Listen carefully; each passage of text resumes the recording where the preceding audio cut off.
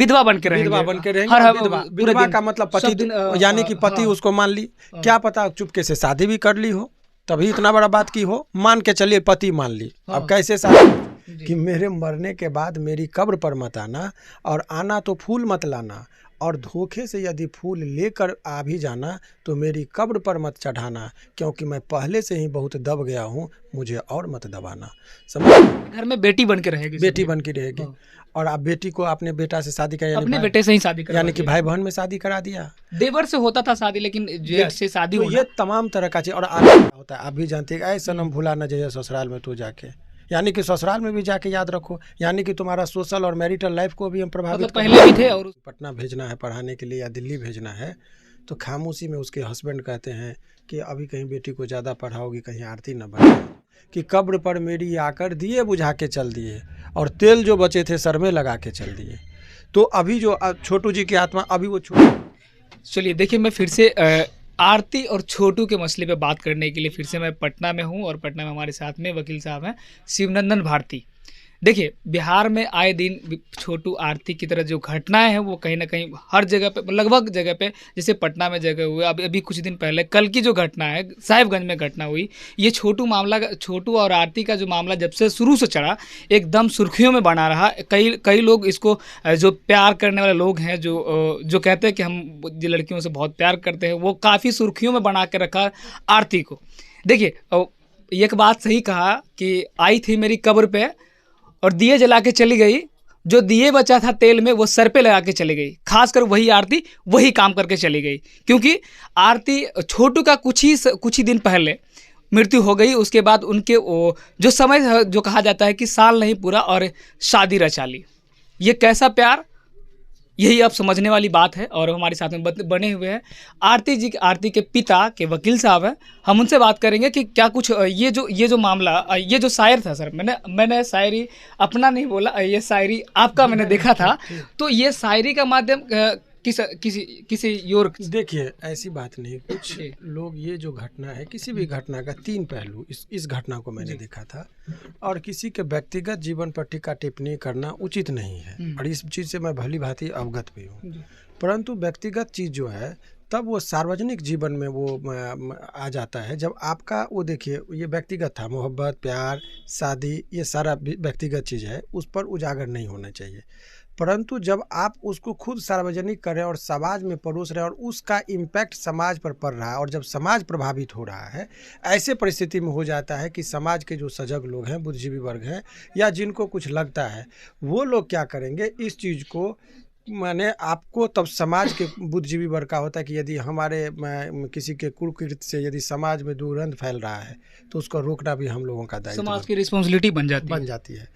तो सबसे पहले तो ये चीज़ जान लीजिए, मेरा कोई व्यक्तिगत उनसे दुश्मनी नहीं है, आरती से या उनके परिजन से।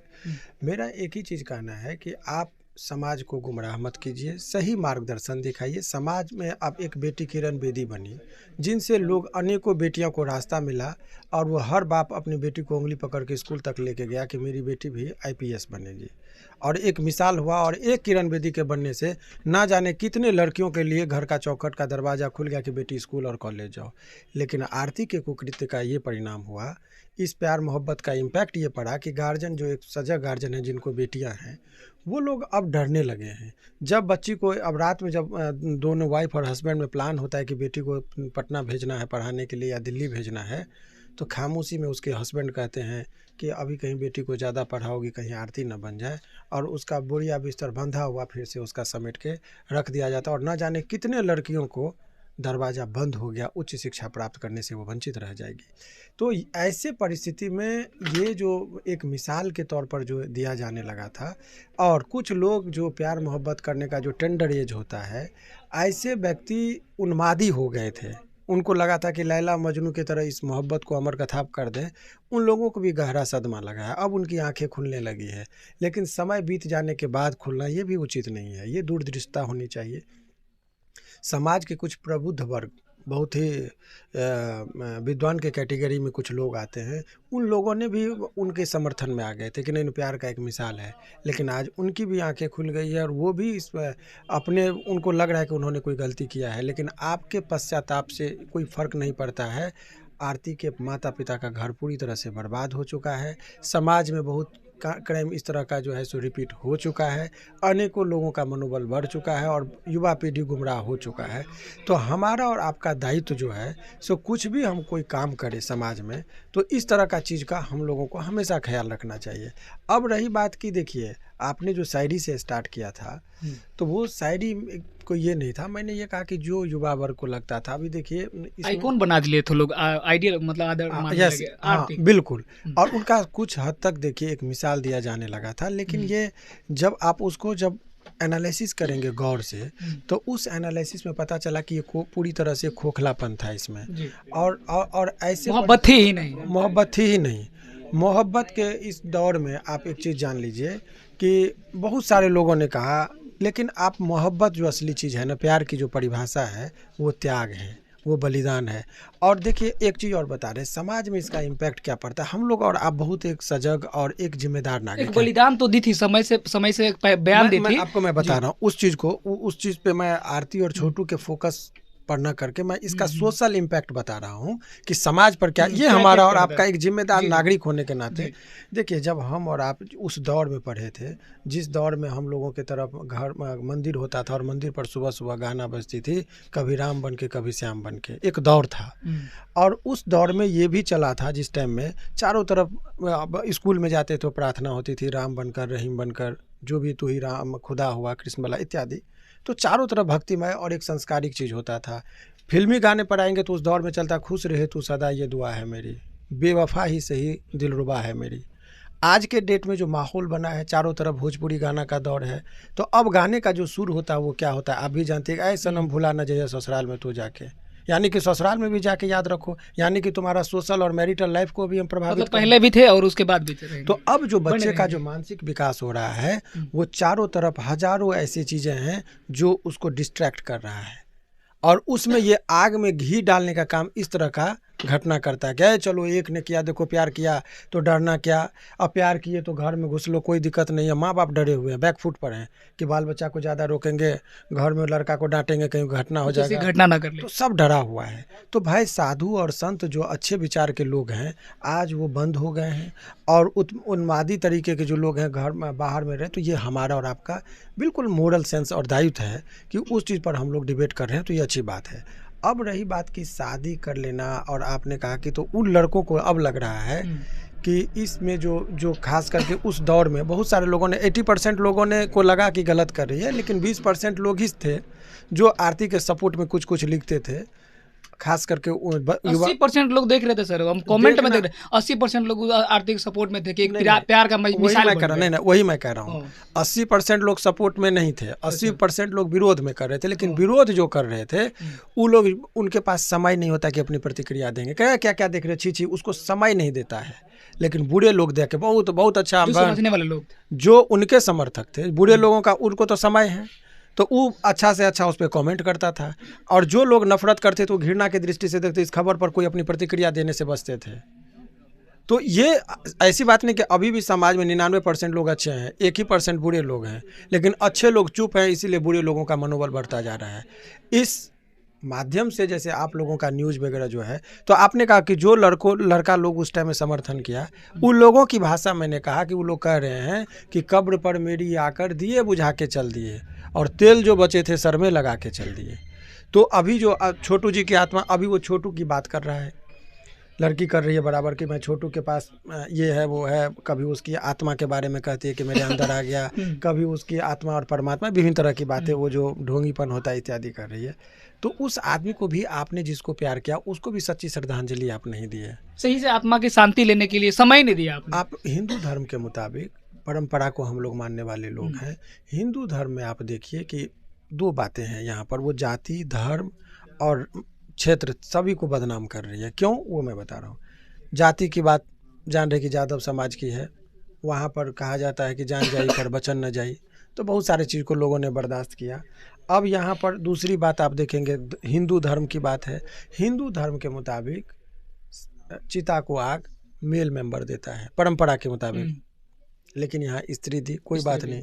दूसरी बात, वो इस तरीके से किस हैसियत से लोगों ने पूछा कि तुम क्यों आग दोगी, तो छोटू के पिताजी का कहना था कि वो बताए कि हम इनकी विधवा बनकर जिएंगे। जी। तो उनकी विधवा बनकर जीने के यानी कि तुम उसको हस्बैंड मान ली। उस समय बलिदान, उस मतलब आप जो बलिदान की बात कर रहे थे तो वही बलिदान दी थी कि हम विधवा बन के रहेंगे। विधवा बन के रहेंगे। हर और हर विधवा पूरे विधवा दिन, का मतलब सब पति, दिन, यानी कि पति हाँ, उसको मान ली। हाँ। क्या पता चुपके से शादी भी कर ली हो, तभी इतना बड़ा बात की हो। मान के चलिए पति मान ली। हाँ। अब कैसे शादी हुआ उस चीज़ पर मेरा डिबेट नहीं है, शादी भी कर ली।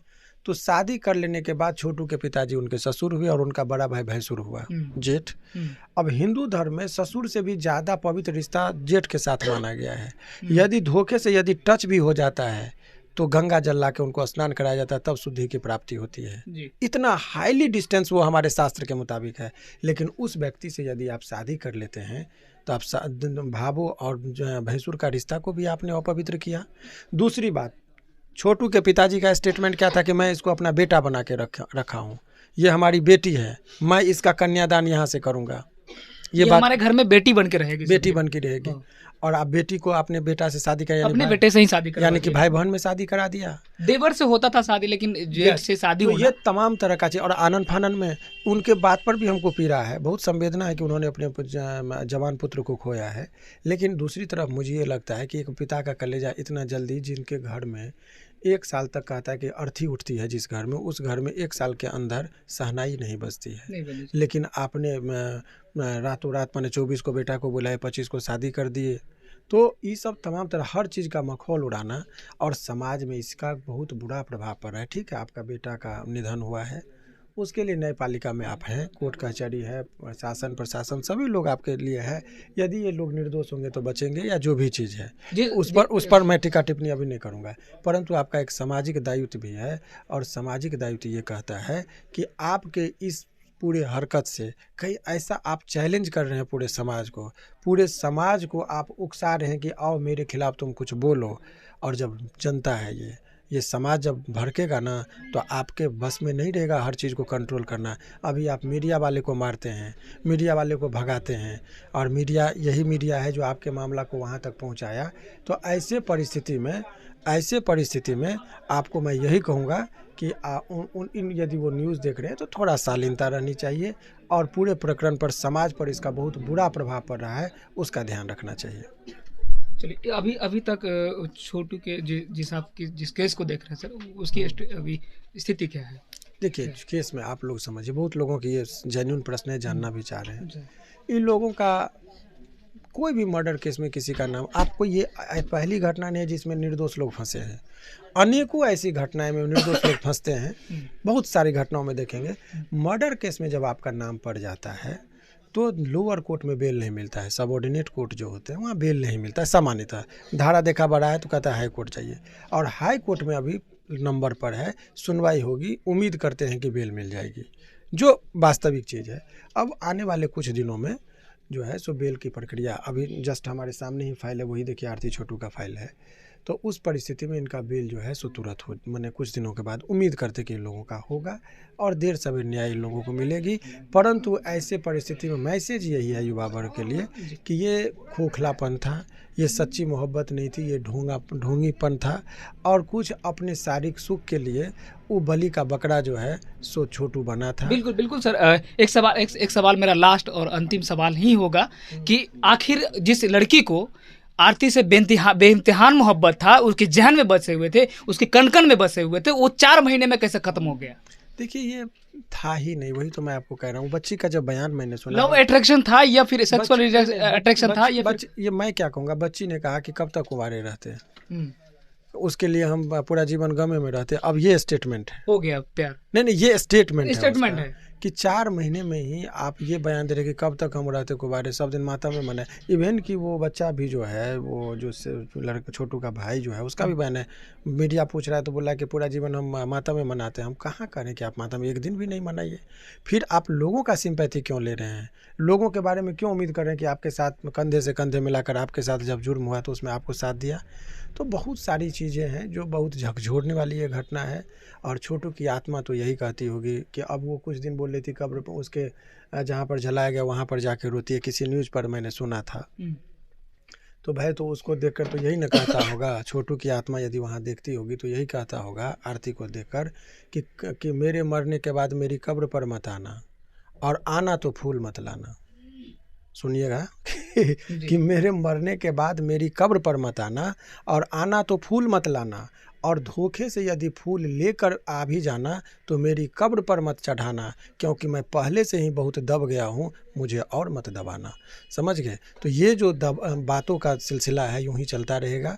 उन युवा पीढ़ी के लिए जो चंद पल के लिए, क्षणिक सुख के लिए अपनी ज़िंदगी को बर्बाद करते हैं, दांव पे लगा देते हैं, माँ बाप समाज सभी का उनको माने चैलेंज करते हुए बेपनाह दौड़ जाते हैं, उनके लिए एक बार ठहरने और सोचने का वक्त ज़रूर आ गया है कि आप झूठी मोहब्बत और खोखली मोहब्बत पर यकीन न करें। मोहब्बत है तो अपने वतन एक से संदेश है आपके लिए हाँ, उन तमाम युवा वर्ग मोहब्बत के लिए। कीजिए, अपने वतन से कीजिए, मोहब्बत अपने कैरियर से कीजिए, मोहब्बत अपने माता पिता और समाज के लिए कीजिए। यदि यदि मोहब्बत करते हैं, किसी लड़की से भी आपको प्रेम होता है तो अनुशासित तरीके से कीजिए, तो समाज उसको एक्सेप्ट भी करती है और धूमधाम और गाजे और बाजे और बैंड बाजा के साथ शादी भी होती है।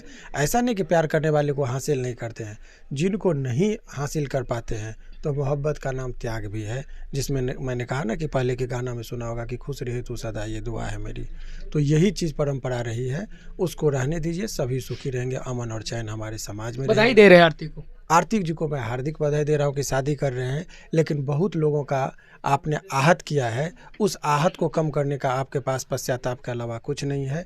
यदि उन लोगों अपने घर की ओर लौटिए, स्वामी दयानंद सरस्वती ने कहा था कि वेद की ओर लौट चलो, और मेरा संदेश है कि तुम घर की ओर लौट चलो। समाज में धीरे धीरे, मनु को लेकर चले। अब मैं ये नहीं कह रहा हूँ, घर की ओर लौट चलो, इसमें तुम्हारा भविष्य है।